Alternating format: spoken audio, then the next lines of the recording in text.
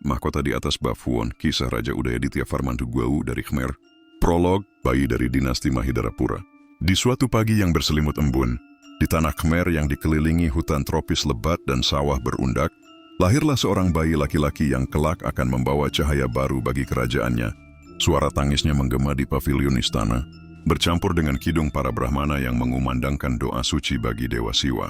Anak itu lahir dari keluarga bangsawan Mahidarapura, salah satu garis keturunan terhormat yang memiliki hubungan darah dengan para raja besar sebelumnya. Sang ibu berbisik lembut saat menggendongnya. Engkau adalah matahari baru bagi kerajaan ini. Engkau akan membawa terang di kala gelap. Bayi itu diberi nama Udayaditya Farman, berarti matahari yang bangkit dengan keagungan. Nama itu bukan hanya doa, tetapi nubuat yang akan membentuk seluruh hidupnya. Kerajaan Khmer saat itu sedang mencari titik keseimbangan. Setelah kepergian Raja Surya Farman Imam, negeri yang megah namun penuh intrik politik itu, bagai perahu di lautan tanpa nahoda. Di tengah ketidakpastian itulah, lahir seorang anak yang kelak menjadi tumpuan harapan rakyat dan bangsawan. Bab Wai, masa kecil di bayang-bayang Angkor. Masa kecil Udayaditya Farman dijalani di istana dekat Angkor. Dari kejauhan, ia bisa melihat Angkor Wat yang menjulang bagaikan gunung emas, serta kuil-kuil leluhur yang sudah lama berdiri. Ia tumbuh dengan rasa kagum pada batu-batu yang dipahat dengan penuh doa, seolah tiap pahatan menyimpan jiwa. Pendidikannya ketat. Para Brahmana mengajarinya membaca Veda, memahami filsafat Hindu, serta meditasi untuk menenangkan pikiran. Ia belajar tentang Dharma, hukum kosmis yang harus dijunjung oleh raja. Namun ia bukan hanya seorang pelajar. Udayaditya Farman juga digembleng dalam seni perang, memanah, menunggang gajah, serta memimpin pasukan. Para guru berkata, seorang raja harus bisa memimpin di medan perang seperti halnya ia memimpin doa di kuil. Sejak kecil, rasa ingin tahunya terhadap arsitektur luar biasa. Ia sering mengunjungi kuil tua bersama gurunya, menyentuh relief Garuda, naga, dan apsara. Guru, apakah para dewa sungguh bersemayam dalam batu-batu ini? Tanyanya polos. Sang guru tersenyum. Para dewa tinggal di hatimu, wahai pangeran. Namun batu adalah pintu. Jika engkau membangunnya dengan niat suci, maka pintu itu akan terbuka. Kalimat itu melekat di benaknya seumur hidup. Bab 2, jalan menuju takhta. Ketika menginjak usia dewasa, kerajaan mengalami masa genting. Setelah wafatnya Raja Surya Farman Primi, kekosongan takhta menimbulkan pertikaian. Para bangsawan saling berebut pengaruh, beberapa wilayah menolak tunduk pada Angkor, dan ekonomi melemah karena saluran irigasi terbengkalai. Di tengah krisis itu, Udayaditya Farman dipandang sebagai sosok yang tepat. Ia memiliki garis keturunan sah, kecerdasan, serta karisma. Maka pada tahun 1050, ia dinobatkan sebagai raja di Phnom Bakheng diiringi doa dan tabuhan. Genta Kuil.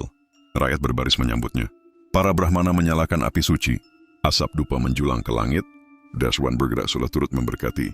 Ia mengenakan mahkota emas berhias permata, melambangkan cahaya surya sang dewa matahari. Namun ia tahu penobatan hanyalah awal dari badai yang akan datang. Bab 3, darah dan pemberontakan. Tahun-tahun pertama pemerintahannya penuh gejolak. 3 pemberontakan besar meletus dari daerah taklukan yang menolak otoritas Angkor. Seorang jenderal lama yang pernah mengabdi pada kerajaan, bahkan berani mengangkat senjata melawan. Benteng-benteng di perbatasan terbakar, sawah dijarah, dan rakyat menderita. Udayaditya Farman menolak bersembunyi di istana. Ia memimpin langsung pasukan, menunggang gajah perang, diiringi jenderang dan panji-panji berwarna merah emas. Dalam salah satu pertempuran di Dvaravati, darah membasahi tanah hingga sungai menjadi merah. Namun berkat strategi brilian panglimanya, sang Rama, pemberontakan itu dipadamkan. Di hadapan para tawanan, sang raja berkata, "Aku bukan raja yang hanya ingin dipuja. Aku adalah penjaga kerajaan. Barang siapa merusak persatuan Khmer, berarti merusak rumah para dewa." Perkataannya menggetarkan, membuat banyak musuh akhirnya tunduk dan bersumpah setia. Bab Sifur. Bab Huon, Gunung Para Dewa. Setelah perang reda, Udayaditya Farman menyalurkan tenaganya dalam mimpi masa kecilnya, membangun Bafuon. Bafuon dirancang sebagai representasi Gunung Meru, pusat kosmos dalam mitologi Hindu. Batu pasir dipotong dari perbukitan jauh, lalu diangkut dengan kereta dan gajah. Ribuan pekerja, pemahat, arsitek, serta Brahmana terlibat. Udayaditya Farman sendiri sering turun mengawasi. Ia menyentuh batu, memastikan posisinya sesuai dengan lintasan matahari. Ia ingin agar saat fajar cahaya pertama menyentuh wajah Dewa Siwa di kuil itu. Ia berkata pada arsiteknya, Bafuon bukan sekadar kuil. Ia adalah jiwa kerajaan. Jika batu-batu ini runtuh, maka runtuh pula semangat rakyat. Bangunlah dengan doa, bukan hanya tangan. Bafuon menjadi salah satu proyek arsitektur paling ambisius pada zamannya. Sebuah gunung batu buatan manusia, melampaui kuil-kuil lain di Angkor, Bab 5, Kemakmuran dan Dharma. Pemerintahan Udayaditya Varman tidak hanya diwarnai perang dan pembangunan kuil. Ia juga menata kembali kerajaan. Irigasi diperbaiki, memastikan sawah-sawah kembali subur. Barai besar yang hampir rusak diperkuat, membawa air hingga desa-desa jauh. Hukum berdasarkan Dharma ditegakkan. Para Brahmana diberi tempat, tetapi kekuasaan mereka dibatasi agar tidak melampaui raja. Kuil-kuil kecil dibangun di perbatasan, menandakan bahwa cahaya Angkor mencapai seluruh negeri. Rakyat diberdayakan. Ia sering turun ke desa, mendengarkan keluh kesah petani, bahkan ikut serta dalam upacara panen. Rakyat mulai melihatnya bukan sekadar penguasa tetapi juga pelindung. Mereka menyebutnya matahari yang menyinari sawah dan batu. Bab 6, Senja Sang Matahari. Menjelang akhir hidupnya, sekitar tahun 1066, tubuh sang raja mulai melemah. Ia sering menyendiri di Bapuon, duduk bersila di hadapan lingga Siwa. Ia merenungkan jalan hidupnya. Dari seorang anak kecil yang bertanya, apakah dewa tinggal dalam batu? Hingga kini ia telah mendirikan gunung batu sendiri. Pada suatu fajar, ketika cahaya pertama menyentuh Bapuon sesuai dengan keinginannya, Udayaditya Varman jatuh sakit. Ia wafat tak lama kemudian, dalam hening seolah jiwanya menyatu dengan cahaya pagi. Tubuhnya dimandikan dengan bunga teratai, dupa menyala, dan rakyat menangis. Upacara kremasi dilakukan diiringi kidung panjang, dan abunya disemayamkan dengan penuh kehormatan. Epilog, warisan yang tak runtuh. Meskipun Bapuon kemudian mengalami kerusakan di abad-abad berikutnya, nama Udayaditya Varman tetap hidup. Dalam prasasti Stokotom, ia dikenang sebagai keturunan agung, pemersatu, penakluk, dan pemuja Siwa yang tulus. Warisan sejatinya bukan hanya kuil yang ia bangun, tetapi semangat bahwa kerajaan Khmer berdiri di atas Dharma, batu, dan cahaya. Dan hingga hari ini, ketika senja menyentuh batu-batu tua di Angkor, bayangan sang raja masih terasa, seakan ia tersenyum dari balik langit, melihat bahwa matahari yang ia bangun belum padam. Akhir kisah, warisan sang matahari di atas Bapuon. Ketika Raja Udayaditya Varman II menutup matanya di tahun 1066, ia tidak hanya meninggalkan takhta kosong bagi penerusnya, ia meninggalkan sebuah jejak yang tertanam dalam batu, air dan ingatan umat manusia. Warisan batu, Bapuon sebagai gunung kosmos, Bapuon, karya agungnya, berdiri sebagai simbol kesetiaan manusia kepada dewa, tetapi juga sebagai lambang kegigihan. Seorang raja yang mengukir mimpinya ke dalam tanah airnya. Kuil itu bukan hanya tempat sembahyang, melainkan representasi Gunung Meru, pusat jagat raya dalam kepercayaan Hindu. Meski kemudian waktu meruntuhkan sebagian dindingnya, roh Bapuon tetap tegak. Tiap pahatan reliefnya menceritakan tekad raja untuk menautkan dunia manusia dengan dunia dewa. Hingga kini, ketika wisatawan modern melangkah di antara bebatuan kuno Angkor, mereka tanpa sadar sedang berjalan di dalam mimpi Udayaditya Varman. Warisan air, kemakmuran sawah dan barai.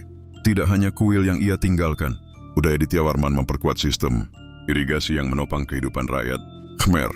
Ia tahu bahwa sebuah kerajaan tidak dapat bertahan dengan doa semata, tetapi harus berakar pada kesejahteraan rakyat. Dengan air yang mengalir dari barai besar, sawah-sawah kembali subur, panen melimpah, dan perut rakyat terisi. Generasi demi generasi kemudian tetap bisa hidup dari air yang pernah ia alirkan, seolah setiap tetesnya adalah berkat dari seorang raja yang peduli. Warisan Dharma, penjaga hukum dan keseimbangan. Dan sebagai pemuja Siwa, ia menjadikan Dharma sebagai fondasi hukum kerajaan. Ia memperkuat kuil, namun menyeimbangkan kuasa para Brahmana agar tidak melampaui takhta. Ia tahu bahwa seorang raja bukan hanya bayangan dewa, tetapi juga pelindung rakyat. Kebijakan hukum dan ketertiban yang ia bangun memberi stabilitas setelah masa-masa pergolakan. Yorda adalah pemersatu, seorang raja yang mengerti bahwa kerajaan besar hanya bisa tegak jika fondasinya adalah keadilan. Warisan jiwa, matahari yang tak pernah padam. Udayaditya Varman dikenal sebagai matahari yang bangkit dengan keagungan. Julukan itu bukan sekadar nama, melainkan identitas yang ia wujudkan. Ia menjadi cahaya bagi rakyatnya, cahaya dalam peperangan, cahaya dalam pembangunan, dan cahaya dalam ketenangan doa. Meski tubuhnya lenyap, cahaya itu tetap ada di Angkor. Ketika fajar pertama menyinari puncak kuil Bapuon, seakan roh raja masih berdiri di sana, menatap cakrawala, tersenyum kepada tanah yang ia cintai. Jejak dalam sejarah. Nama Udayaditya Varman II tercatat dalam prasasti Stokotom, dikenang sebagai keturunan agung, pemuja Siwa, raja penakluk sekaligus pemersatu. Ia mungkin tidak sepopuler Jaya Varman VII atau Surya Varman II di mata dunia modern, tetapi bagi tanah Khmer, ia adalah jembatan penting, raja yang menjaga api Angkor tetap menyala di abad ke-11. Kesimpulan warisan. Warisan Udayaditya Varman II bukan hanya berupa bangunan megah, tetapi sebuah pesan abadi bahwa seorang raja sejati tidak diingat dari panjang kekuasaannya, melainkan dari apa yang ia bangun untuk jiwa rakyat dan negeri. Ia meninggalkan batu, air, hukum, dan cahaya. Dan keempat unsur itu masih bergetar di Angkor ribuan tahun setelah ia pergi. Ketika fajar menyentuh puncak Subapuan, aku mendengar bisikan bahwa waktu hanyalah bayangan. Yang abadi bukanlah tubuhku, melainkan niat yang kuukir di batu dan kesejahteraan yang kucurahkan di sawah. Aku belajar dari perang bahwa darah bisa menundukkan musuh, tetapi hanya keadilan yang dapat menundukkan hati. Maka biarlah Dharma menjadi tombakku dan kasih sayang menjadi perisai kerajaanku. Kemegahan kuil bukan untuk mata kudat sendiri, melainkan untuk mata anak-anak yang belum lahir, agar mereka tahu bahwa nenek moyang mereka pernah menyalakan cahaya keabadian di tengah hutan dan batu. Seorang raja tidak boleh hanya menjadi penguasa pedang, karena pedang akan berkarat. Ia juga harus menjadi penguasa air, sebab dari aliran sungai dan irigasilah rakyat menghirup kehidupan. Batu-batu tidaklah sekadar beku dan bisu, di dalamnya bernafas doa-doa yang kita ukir. Maka ketika aku membangun Bapuan, bukan hanya dinding yang kuangkat, melainkan sebuah gunung kosmos tempat rakyatku dapat menemukan bayangan para dewa.